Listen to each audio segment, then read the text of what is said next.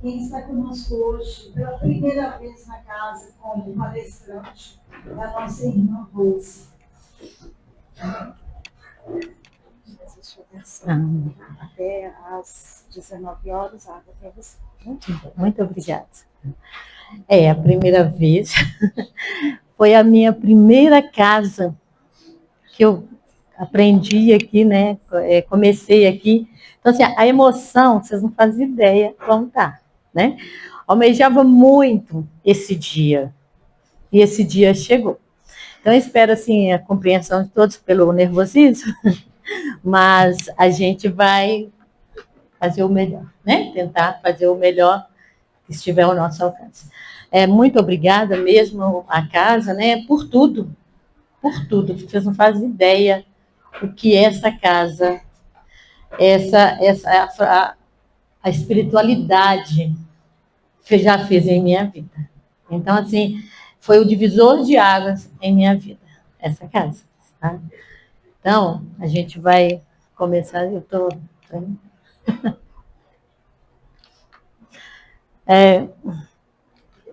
Vamos falar, né, da mediunidade com Jesus.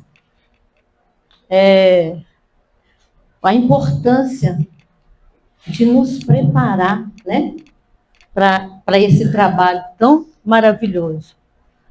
A importância do estudo da mediunidade. Dissemos que o Espiritismo é toda uma ciência, toda uma filosofia. Quem, pois, seriamente queira conhecê-lo, deve, como primeira condição, dispor-se a um estudo sério, persuadir-se de que ele não pode, como ciência, ser aprendido a brincar. Gente, só isso aí já diz tudo. Porque todos nós já ouvimos muito, né?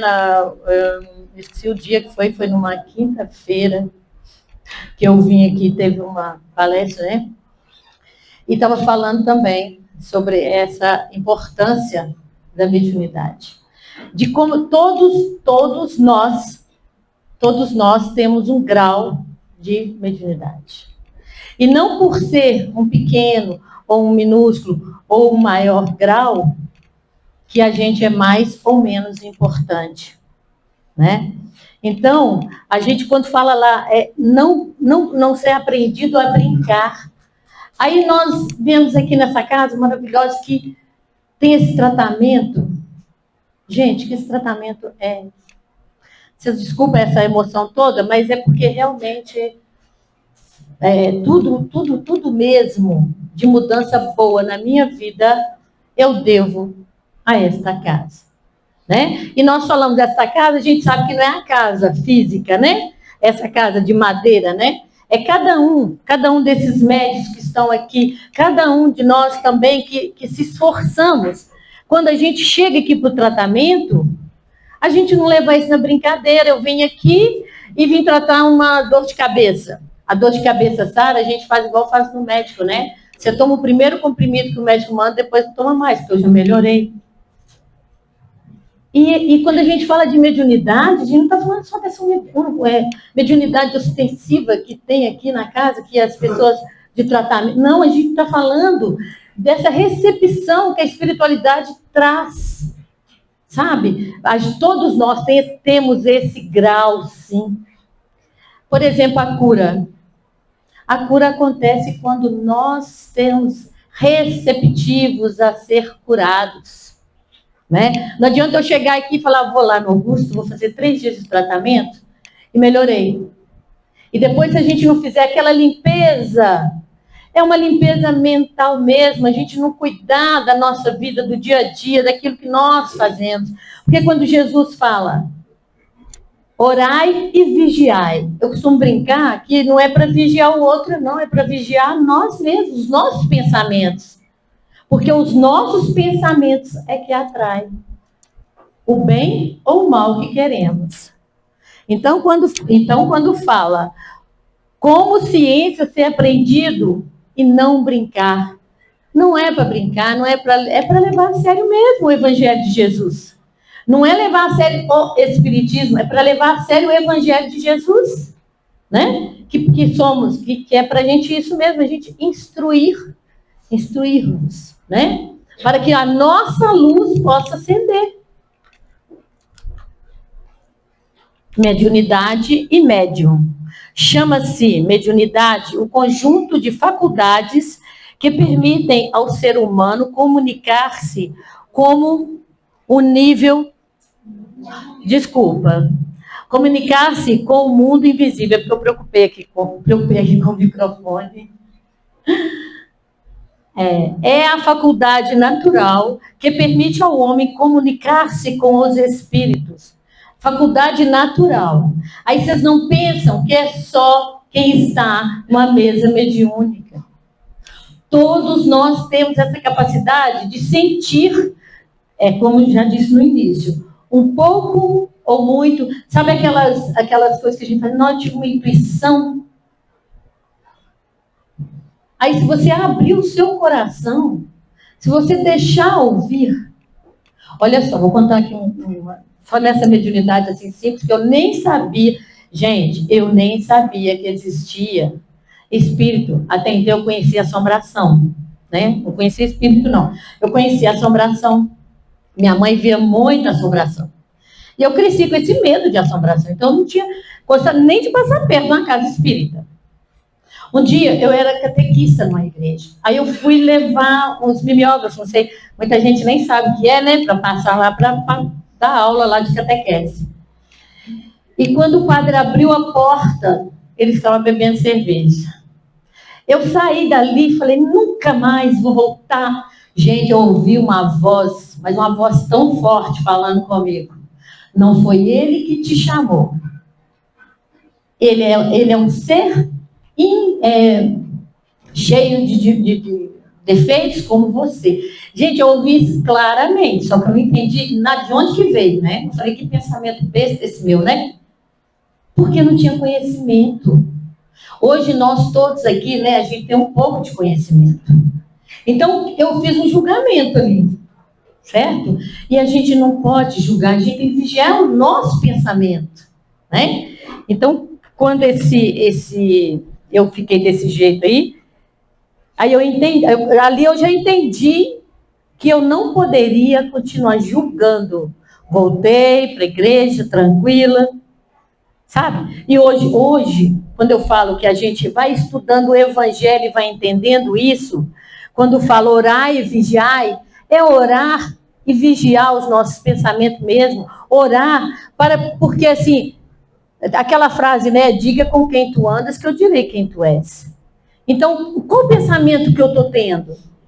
Aí a gente fala, eu estou assim, mas é porque fulano olhou mal para mim, ciclano olhou mal para mim. Tudo isso é mediunidade, gente. A faculdade mediúnica é uma propriedade do organismo e não depende das qualidades morais do médium. Ela se nos mostra desenvolvida, tanto nos mais dignos como nos mais indignos. Então, assim, não precisa a pessoa achar assim, não, eu sou um médium sensível e se achar que é... Não. O grau de mediunidade não mede as pessoas. Segundo a espiritualidade, quanto maior o grau, mais responsabilidade nós temos. Mais dificuldade, mais coisas assim que a gente precisa trabalhar em nós temos.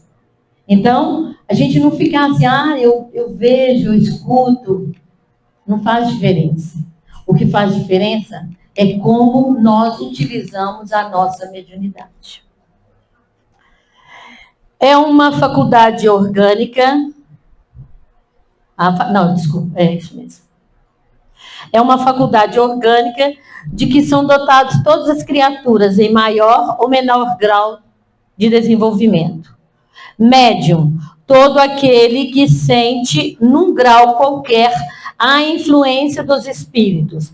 É por esse fato, médium, essa faculdade é inerente ao homem, não constitui, portanto, um privilégio exclusivo. Pode, pois, dizer-se que todos são mais ou menos médium. é o indivíduo que serve de união aos espíritos para que estes possam comunicar-se facilmente com os homens, espíritos encarnados, né? Passou, né, aqui.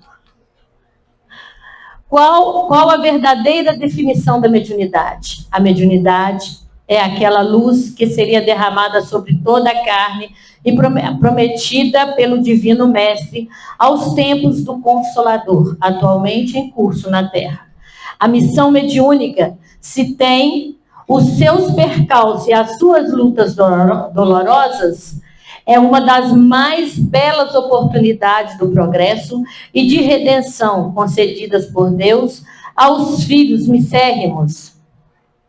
Sendo luz que brilha na carne, a mediunidade é atributo do espírito, patrimônio da alma imortal, elemento renovador da posição moral da criatura terrena, enriquecendo todos os seus valores no capítulo da virtude e da inteligência. Sempre que se encontre ligado aos princípios evangélicos da sua trajetória pela face do mundo. Mediunidade não é disposição da carne transitória e sim expressão do espírito. Ela é atributo do espírito, mas radica-se no organismo.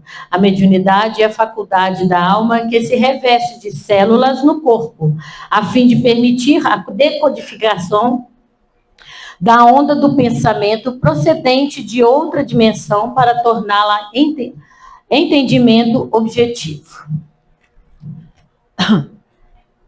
Allan Kardec informa que se trata de uma faculdade que todos os seres humanos possuem, em diferentes graus de percepção, como uma certa predisposição orgânica, sendo raro aquele que não lhe possua qualquer rudimento. Então, pode ser mínima, mas todos nós temos. E como que a gente fala assim, como que eu posso desenvolver, né? Como as pessoas falam, desenvolver essa mediunidade? É com estudo, oração, disciplina. É isso que a disciplina. A disciplina, gente, é essencial. Eu lembro, né, como eu já disse para vocês, que essa foi a minha primeira casa, tinha um senhor aqui que precisa dizer o nome, eu perguntei para ele se eu queria muito trabalhar nessa casa. E ele falou assim, aqui para você não dá, mas aí ele me indicou a casa que eu trabalho hoje. Mas hoje, sinceramente, fazendo esse trabalho, eu entendi por que não.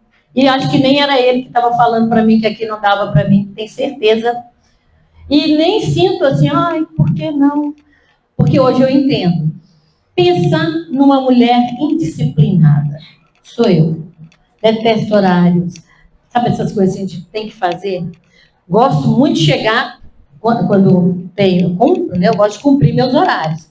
Mas de fazer muita coisa assim, porque eu sou ansiosa demais. Então, muito determinado para mim não dá certo.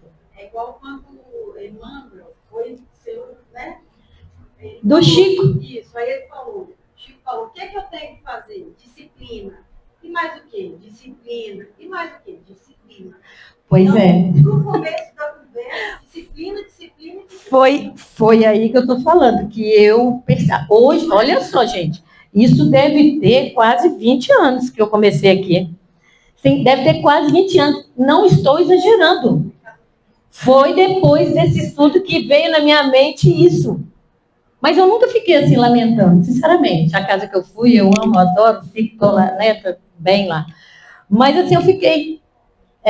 Agora eu sei por que não. Não que eu sou indisciplinada lá, mas é igual quando eles falam assim, Rose, você quer pegar a direção? Não, eu gosto de ser mandada, me manda que eu faço. Mas assim, eu ter aquela coisa de cuidar de tudo, eu não consigo. Tipo assim, se precisou, eu tô aí, sabe? Eu sou dessa, sim, precisou, eu tô aí. Mas então eu entendi.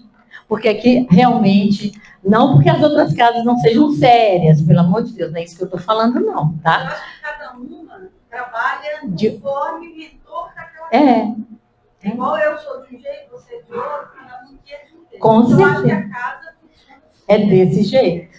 Isso mesmo, obrigada. A mediunidade como ferramenta de iluminação dos nossos semelhantes. A mediunidade é ponte através da qual os imortais retornam à convivência com as criaturas reencarnadas, advertindo-as, confortando-as, preparando-as para a sobrevivência à morte. Olha só, isso igual Joana de Anjos, né, também com o Divaldo, né, ele também no início, né, precisou de umas disciplinas, né. Então conta-se que uma vez ele foi fazer um estudo, olha só a necessidade de instruirmos, de disciplina e de estudar. Ele foi fazer um estudo. Como ele sabia assim, a Joana tá por aí, né? Tipo assim, a gente acreditar assim, meu anjo da guarda está aí cuidando de mim, eu vou pular daqui que não vai acontecer nada. Não, então mais ou menos isso. Então, ele foi fazer uma palestra num lugar, né, bem grande, e sempre, ele contava com a intuição, né? Só que esse dia ele não estudou, porque ele contava que Joana ia ajudar, né? Intuir. E aí ele veio e nada vinha em mente, nada vinha em mente. Aí ela falou para ele assim, ó, hoje nós vamos te ajudar. Mas da próxima vez, se você não se preparar, gente, isso é para a vida. Isso foi um exemplo. Aí colocaram lá, né, o cartaz, né, no plano espiritual. Mas olha, se a gente a gente precisa se preparar para a vida. Então, para trabalhar também numa casa, não estou dizendo assim, qualquer casa, qualquer instituição, qualquer lugar que você assumir um compromisso, a gente precisa dessa disciplina. A gente assumiu um compromisso aqui na vida, nessa reencarnação, nós assumimos compromisso. E nós estamos aí, ó, parecendo que está passeando, não é? Então a gente está tendo disciplina. Estou falando de mim, tá? Por isso que eu estou falando que sem disciplina. Vai ao médico, toma o remédio na hora que quer. Entende? E não tem disciplina, são coisas mínimas. A gente está falando de mediunidade, mas são coisas mínimas que a gente precisa adentrar. A mediunidade foi, para o mundo espiritual, o que o telescópio representou para o mundo astral e o microscópio para os infinitamente pequenos. Olha só, o plano espiritual nós sabemos que existe.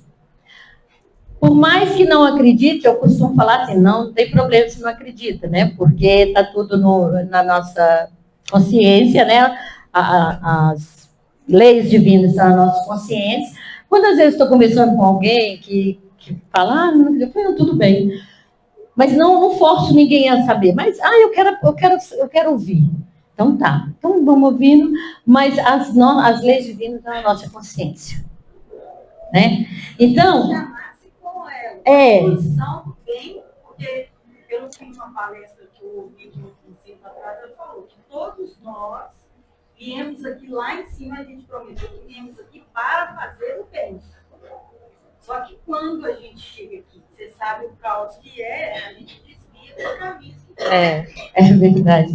Segundo a espiritualidade, nós ainda falamos assim, não, mas pode me dar mais tarefa, está muito pouco. Aí a gente chega aqui e fala assim, que mal eu fiz a Deus ter tudo isso, né? Então a gente ainda acha, lá no plano espiritual, se olhando assim, não, eu dou conta, lá está fortalecido, né?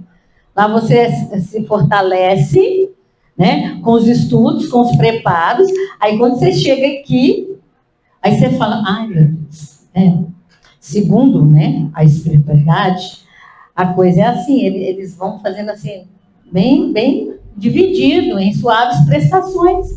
Aí você fala assim, não, eu queria pagar várias prestações juntas para acabar isso logo. Aí o seu mentor fala assim, não dá conta não. É muita coisa, né? Então, a gente também tem isso aí também Chico, né? A mulher chegou lá para o Chico e falou assim, Chico, a minha cruz está muito pesada. Aí Chico foi lá, falou com a irmã, falou, coitada, sofrendo tanto. Aí, à noite, ela sonhou que tinha uma sala cheia de cruzes, né? Cruzes. E ela podia escolher uma.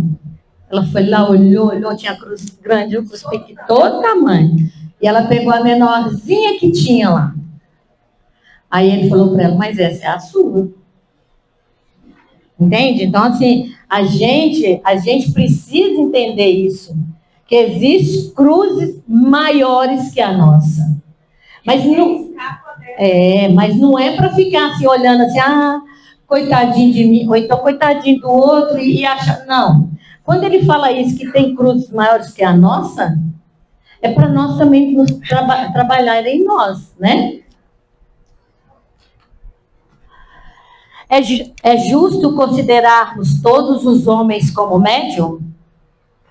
Todos os homens têm o seu grau de mediunidade. A questão 383, tá, gente? Pelo Espírito, né, do Consolador, tá? Todos os homens têm o seu grau de mediunidade, nas mais variadas posições evolutivas. E esse atributo do Espírito representa ainda a alvorada de novas percepções para o homem do futuro. Quando, pelo avanço da mentalidade do mundo, as criaturas humanas verão alargar-se a janela acanhada dos seus 5 sentidos. Que a gente acha que a gente sabe muito, né? Então, assim, não, a gente sabe demais. Meus 5 sentidos funcionam perfeitamente. E quando você descobre que existe algo mais, então é por isso que fala, né? As criaturas humanas verão alargar-se a janela acanhada dos seus 5 sentidos. Educação e desenvolvimento mediúnico. A educação e o desenvolvimento mediúnico compreendem o estudo continuado. Sabe aquela coisa da gente chegar e falar assim, eu já aprendi muito, eu já fiz um tanto de curso, eu já posso ser médico, porque eu já fiz um monte de curso. E acha que só isso basta.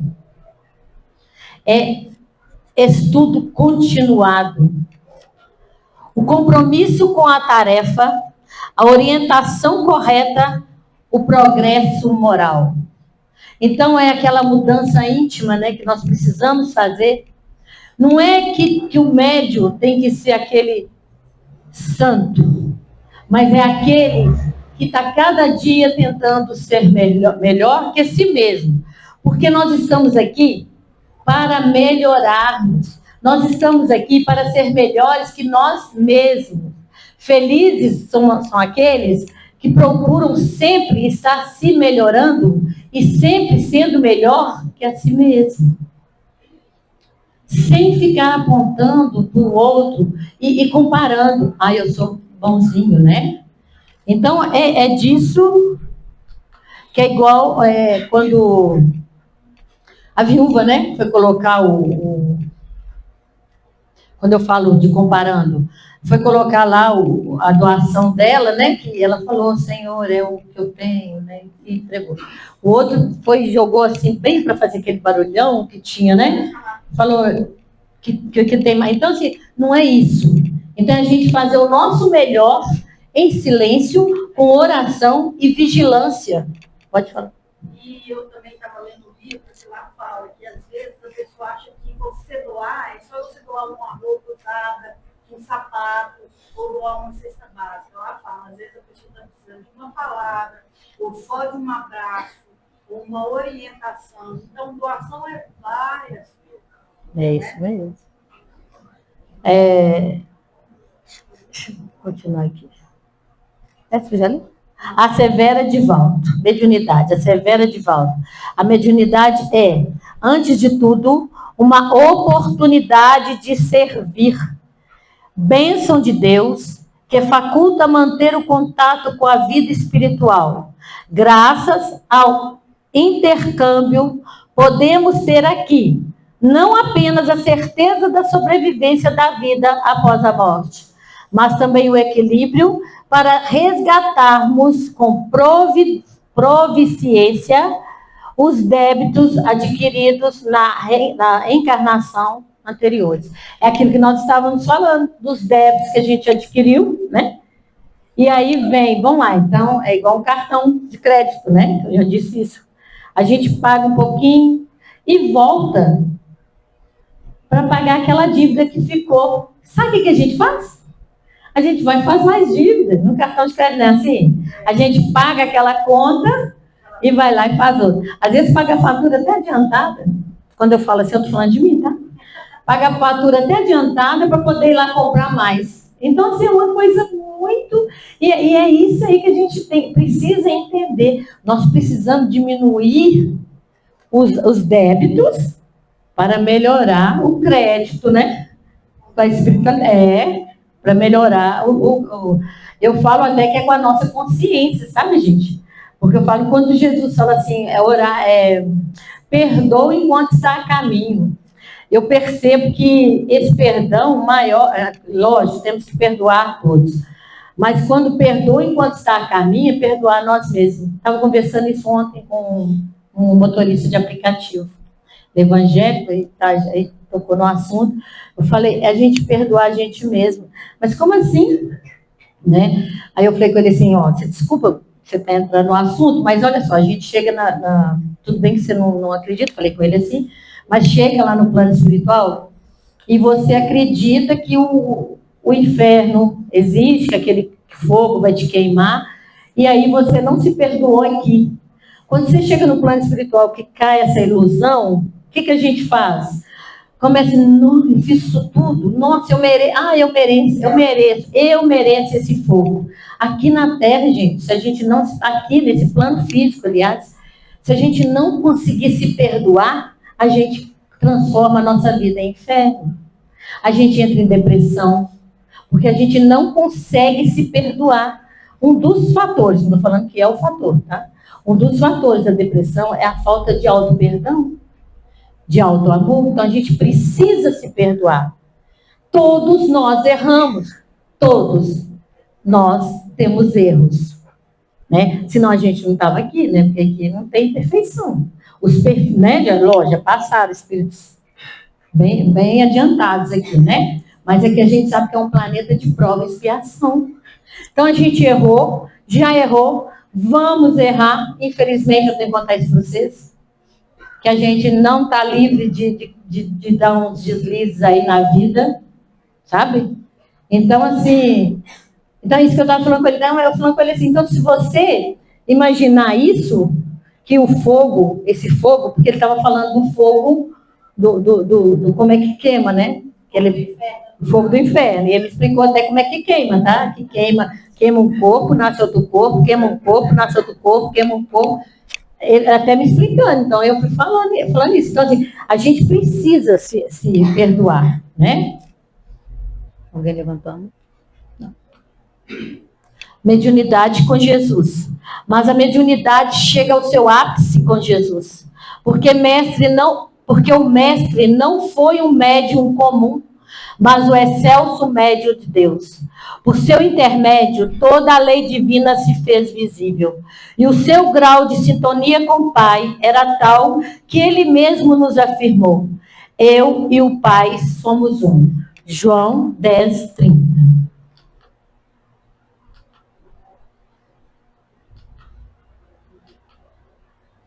O que é mediunidade com Jesus?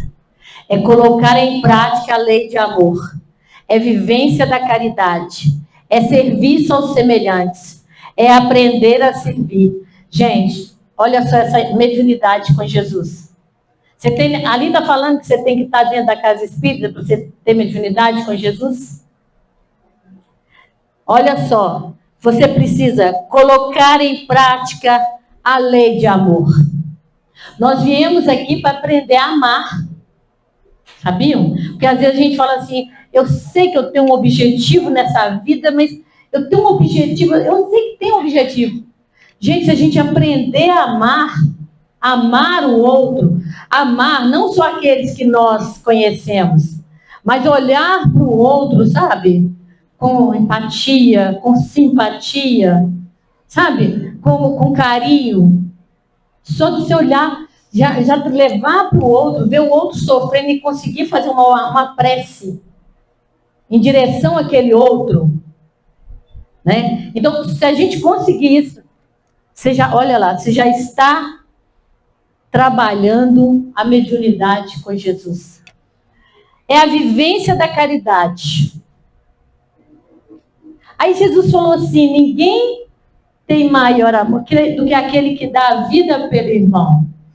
Gente, sabe o que eu descobri? Que todos nós podemos dar a vida pelo irmão? Porque eu descobri que não é você morrer pelo outro e nem viver em função do outro.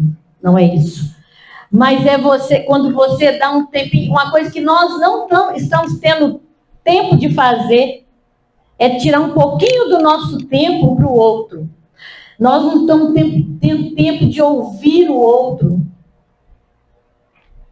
Certo dia, eu estava na clínica escola, e uma cliente entrou para um atendimento rápido lá, que a gente chama... não sei se é o nome do atendimento, mas é rápido. Ela saiu de dentro da sala e respirou fundo. E falou, nossa, como é bom ter alguém para ouvir a gente. E não foi uma psicoterapia, foi só ouvir. Sabe aquela... plantão psicológico que chama. É uma doação. É plantão psicológico que chama. Então, assim, qualquer pessoa pode chegar lá e ir conversar com o psicólogo. Então, ela saiu com tanta alegria, você imagina. E ali nós não estamos tempo de nem conversar com o familiar, quanto mais parar para dar atenção, né? Que é um serviço ao semelhante. Por favor, pode falar. Eu lembrei de uma frase, que marcou muito. Tem cerca de 20 anos que eu ouvi. Ela diz assim, é belo dar quando solicitado, mais belo ainda é dar quando compreendido. É mesmo. Tá vendo? Todo mundo ouviu o que ela falou? É belo dar quando necessitado. Quando solicitado. Mais belo ainda é dar quando compreendido. Mais belo ainda é dar quando compreendido. Você compreender o outro. Você saber ouvir o outro. Sabe, gente? Sem aquela coisa assim, eu te avisei. Sem julgamento. Ou palavrinha de Cristo, né? Eu te avisei, né? Então, assim, isso aí você já tem. Então, você está precisando daquele colinho, né? De amigo, né?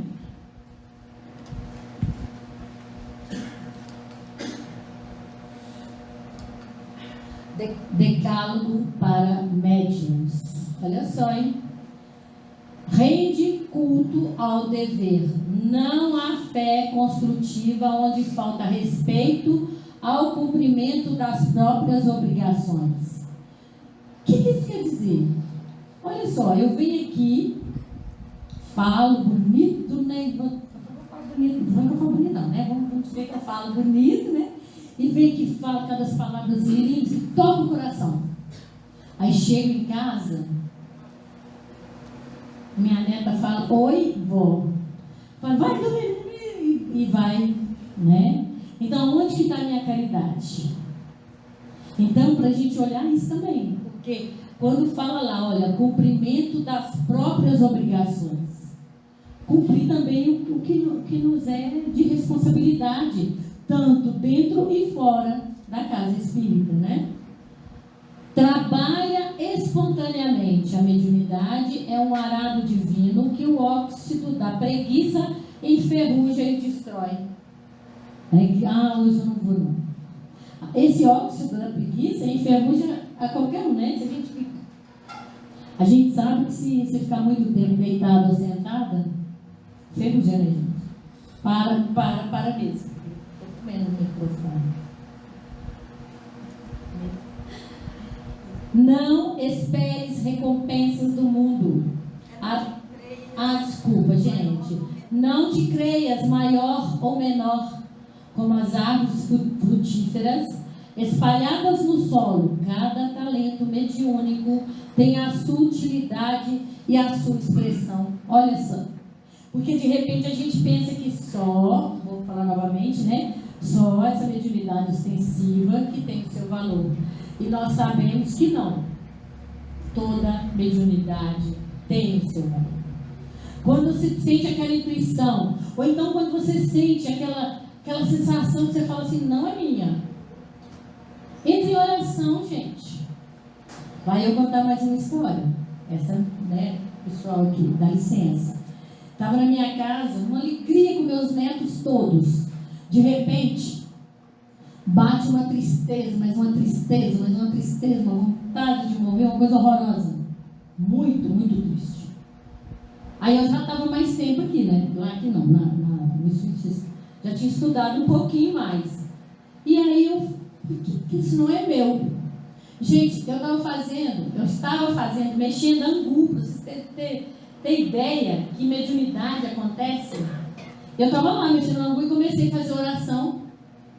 E eu fiz oração e lá na Casa da Redenção tem uma oração que pede para que a espiritualidade amiga possa vir ajudar esses amigos a se transportarem. E eu fiz essa oração e eu percebi 2 irmãos em sofrimento do meu lado.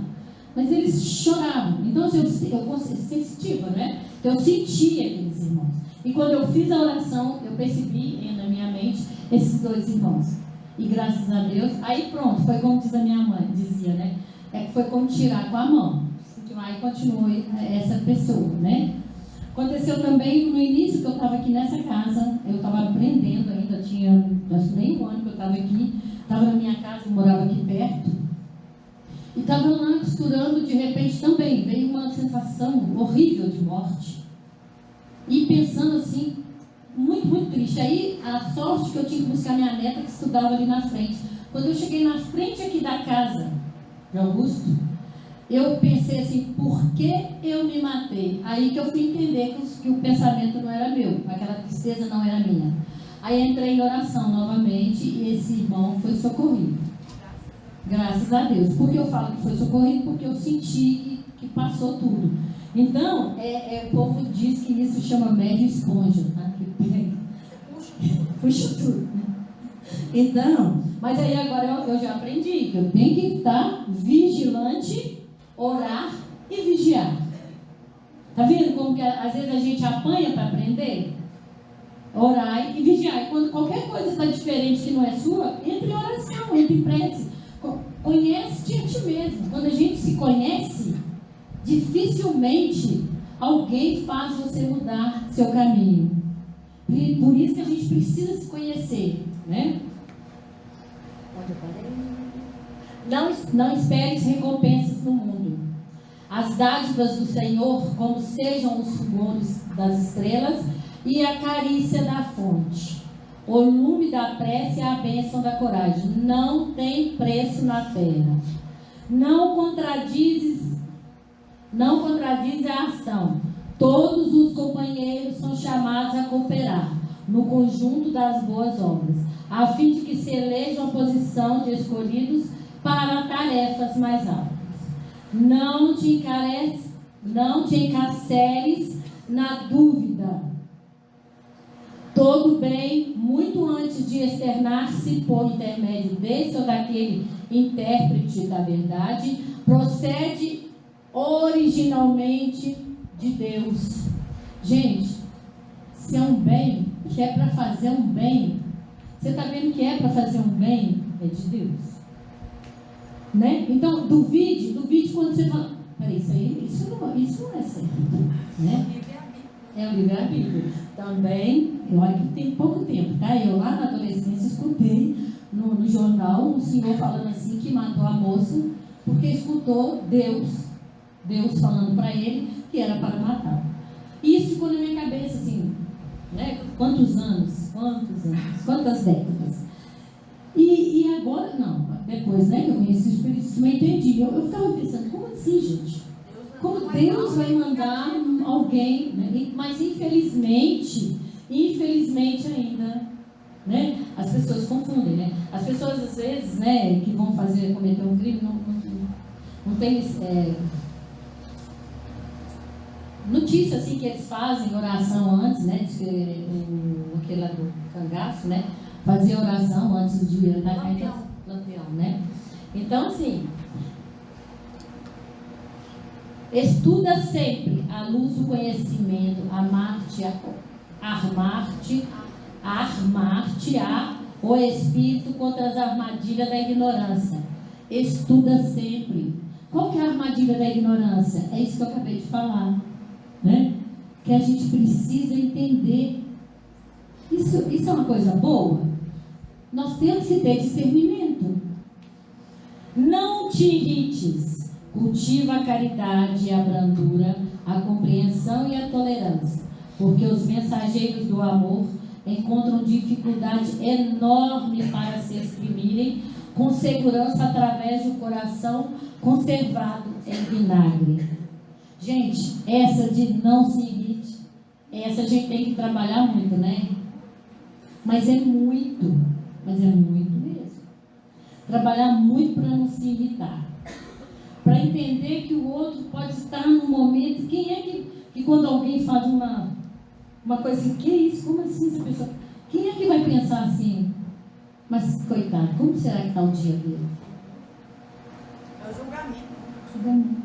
A gente se irrita até com o outro, às vezes, né, assim, uma coisa que você sabe muito, o outro não sabe. Você fica irritado. Como assim você não sabe? Como assim? Porque nós não precisamos saber tudo, né?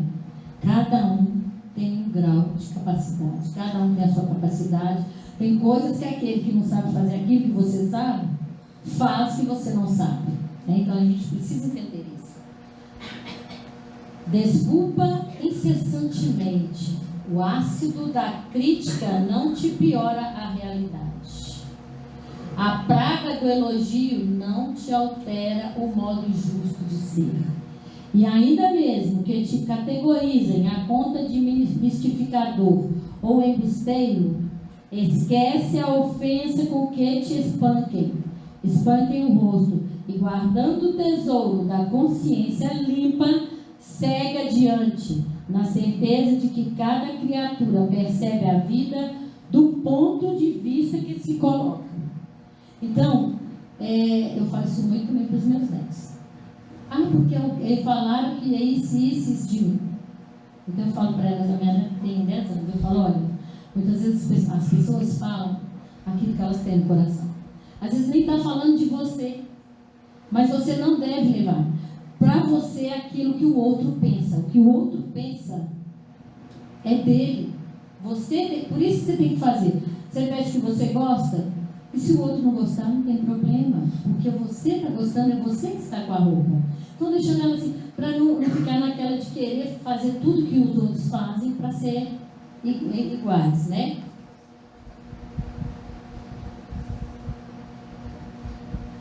Não tema perseguidores.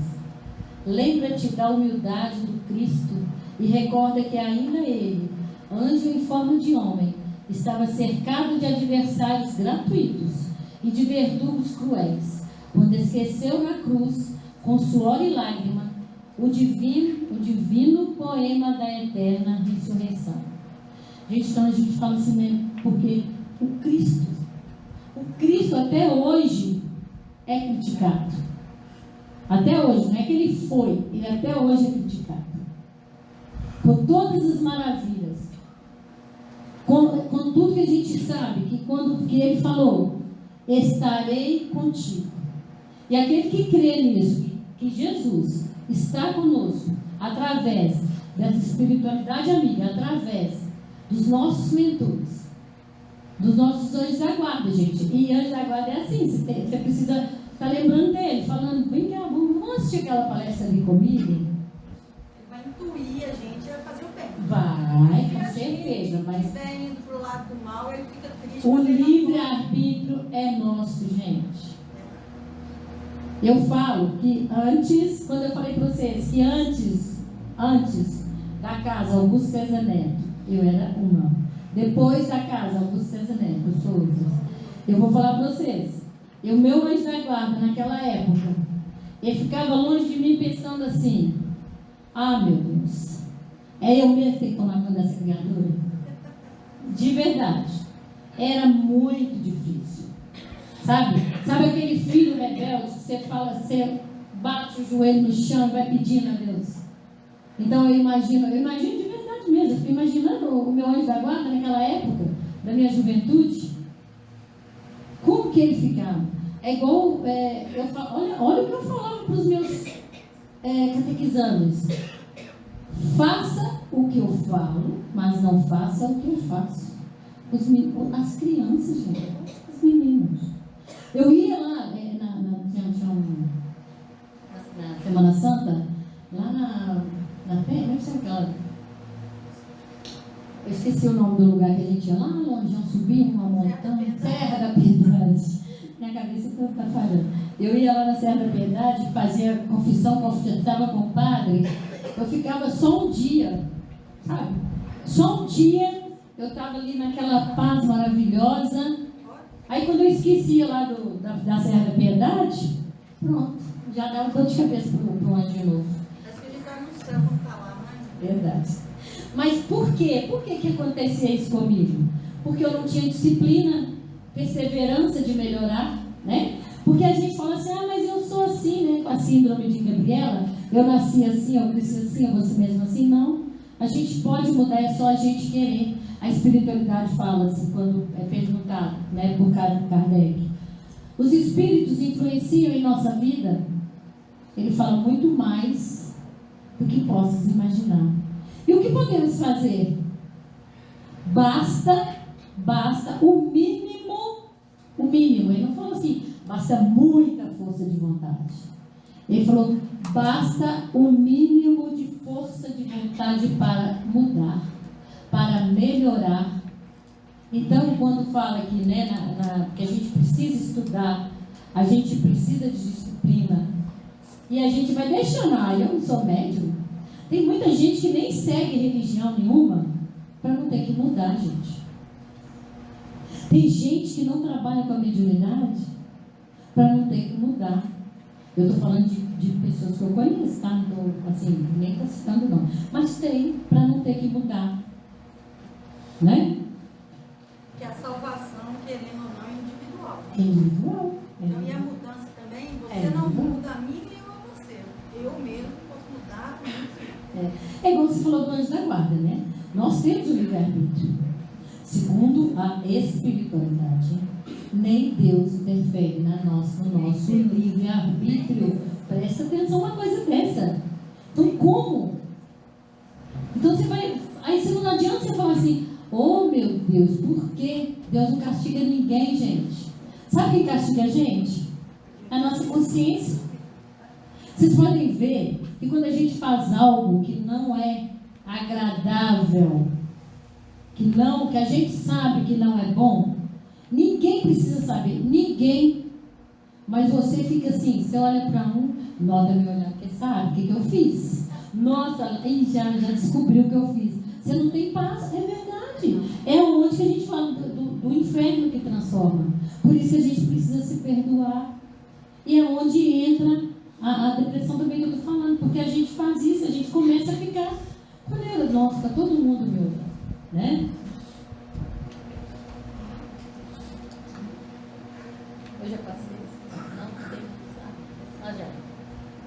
Aqui, você Dever, rende culto ao dever, não há fé construtiva onde falta respeito ao cumprimento das próprias obrigações. Nós já passamos nesse, né? Contou-lhe ainda uma parábola para mostrar a necessidade de orar sempre, sem jamais desfalecer. Mas nós perseveraremos na oração e no ministério das palavras. Trabalhe espontaneamente, trabalhe espontaneamente. A mediunidade é um arado divino que o ósculo da preguiça e ferrugem destrói. Convém eu faça as obras daquele que me enviou enquanto é dia. A noite vem quando ninguém pode trabalhar. Sabe essa noite, né? Que a gente vem, aí a gente sabe que depois, no plano espiritual, você pode trabalhar. Mas, enquanto você está aqui a caminho, precisamos trabalhar. Né? Então, quando a noite vem, quando a morte vem, aí você fica assim, por que eu queria tanto fazer? Podia me dar mais um tempo, né? E a gente... Fala da fila, né? Tantos outros irmãos nossos que querem reencarnar porque tiveram a oportunidade que nós estamos tendo aqui e não melhorou e não mudou e quer vir para fazer diferente. Então, é isso que a gente está falando. Vamos trabalhar em nós mesmos enquanto nós podemos trabalhar. Vamos fazer enquanto podemos fazer, né? Mais um caso aqui, para terminar. Eu, por exemplo, estou com 63 anos e estou formando agora em psicologia. Aí eu tive um surto ali de segundo médico, labirintite, mas eu pensei que eu estava infartando. Aí eu falei, ô Jesus, espera um pouquinho, ao menos eu pegar meu diploma. Mas aí você pensa, é aquilo ali, gente, eu estou contando que é aquilo ali. Quando a noite chega, que você começa. Eu não estudei. E pensa que eu não estudei quando era mais nova, porque eu não tive condição. Eu tenho uma família de 20 filhos, eu fui a única que tive condição de fazer o ensino médio. E só agora, com 55 anos, depois de um câncer, que eu tive vontade, assim, acordei para a vida. Vocês entendem? Então, assim, a minha filha me deu um livro rapidinho e falou assim, chama Sêneca, Brevidade da Vida. E passando lá um funeral de um homem de 70 anos e falaram assim, viveu bem. E o autor falou, viveu bem ou passou pela vida? Eu estava literalmente esperando a morte chegar, de verdade, porque a médica já tinha desenganado. Aí eu peguei aquilo ali e fui lá na escola Frânio, lá perto da minha casa, e me matriculei no EJA. Fiz EJA, fiz Enem, em maio, Deus quiser, se Deus deixar eu pegar, me der essa oportunidade, eu vou pegar meu diploma, você entende? 63 anos. Então, assim, por quê? Porque não vigiou, né? Então, a gente fala, mais uma vez, reforçando para todos nós, para aqueles que trabalham com a mediunidade, para aqueles que têm, mas não sabem, mas que sentem. Gente, o primeiro passo é essa mudança íntima. Mudança íntima, né? Se transformar em perfeição. Mudança íntima é olhar dentro de nós, é olhar para nós. Mudança íntima não é só você ir lá e ficar fazendo caridade, né? Como você falou. É aquilo que eu falei também, dar um pouco da nossa vida para o irmão, dar um tempo, dar dinheiro é fácil, mas a gente dá o nosso tempo, um pouquinho, eu não estou falando nosso tempo, a nossa vida, não, eu estou falando um dia, meio-dia, 1 hora, que você faz um trabalho voluntário, coisa mais maravilhosa para a vida. Coisa mais maravilhosa para curar qualquer mal. E no lar de idosos. Gente. Fala no médico, ela fala assim, você vai lá onde eu estou? Você vai lá me visitar? Porque às vezes nem os próprios países. Voluntariado. O voluntariado é um remédio que eu vou falar para vocês. E é de experiência própria, é uma coisa maravilhosa. A gente fazer qualquer coisa, não estou falando grandiosidades de ir lá para a Índia, para não sei aonde. Não, é aqui mesmo. Voluntariado, você sabe quando você ajuda alguém a carregar um carrinho de mão, levantar, pegar, colocar dentro do ônibus? Isso é um trabalho voluntário, você fez porque o seu coração pediu. Então, para a gente não ficar, né, tinha mais coisa aqui, é a gente preocupar com isso. Tá? Com a nossa mudança, com a nossa preparação, a gente instruir, gente. Vocês não querem ler? Se a gente não querer ler, porque tem muita gente que não gosta de ler.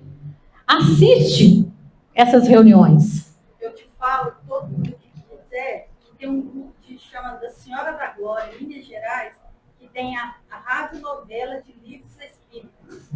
Aí, tá É vendo? só entrar lá e cada vez tem Paulo Estevam, cada vez é um livro, cada coisa mais linda que a outra. Então, todo dia é um áudio que você que não gosta de ler, você vai ouvir e vai fazer bem para você. Pois é, e o que eu estou falando, assim, de assistir. Porque eu, quando comecei aqui no Augusto, eu fiquei assim, tão maravilhada que a primeira palestra que eu ouvi estava falando realmente sobre a mudança íntima. E eu falei, gente, que negócio vocês falando, né? Que existia vida após a morte, também falando, né? De tudo isso.